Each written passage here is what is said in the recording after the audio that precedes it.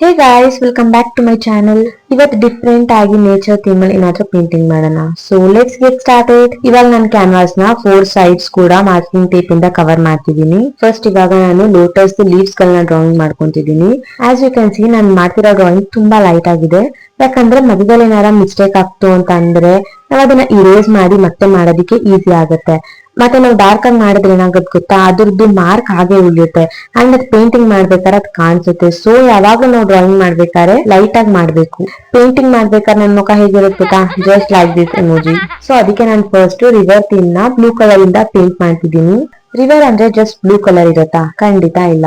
So ಸ್ವಲ್ಪ natural ಆಗಿ ಕಾಣಿಸ್ಬೇಕಲ್ಲ, ಅದಕ್ಕೆ ನಾನು ಈ ಸೈಡ್ ಪೂರ ನಾನು ಬ್ಲಾಕ್ ಇಂದ ಕವರ್ ಮಾಡ್ತಿದ್ದೀನಿ. ನೆಕ್ಸ್ಟ್ ಇವಾಗ ಲೋಟಸ್ ಲೀವ್ಸ್ ನ ಪೇಂಟ್ ಮಾಡ್ತಿದ್ದೀನಿ. ಅದಕ್ಕೆ ನಾನು ಬೇಸ್ ಆಗಿ ಗ್ರೀನ್ ಕಲರ್ ನ ಅಪ್ಲೈ ಮಾಡ್ತಿದ್ದೀನಿ.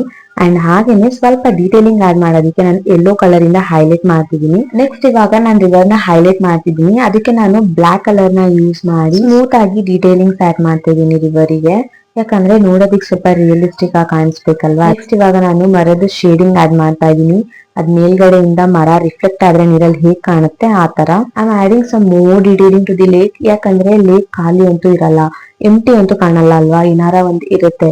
ಲೈಕ್ ಪಾಚಿ ಆಗಿರ್ಬಹುದು, ಲೋಟಸ್ ಆಗಿರ್ಬಹುದು. ಹಾಗೆ ನಾನು ಇವಾಗ ಲೋಟಸ್ ಕೂಡ ಆಡ್ ಮಾಡ್ತಿದ್ದೀನಿ ಅಂಡ್ ಲೋಟಸ್ ಗೆ ಹೈಲೈಟ್ ಕೂಡ ಮಾಡ್ತಾ ಇದ್ದೀನಿ. So here is the beautiful lake theme painting. ನಿಮ್ಗೆ ಈ ವಿಡಿಯೋ ಸ್ವಲ್ಪನಾರ ಇಷ್ಟ ಆದ್ರೆ please like, comment, share and subscribe ಮಾಡಿ. See you all in the next video. Until then bye bye.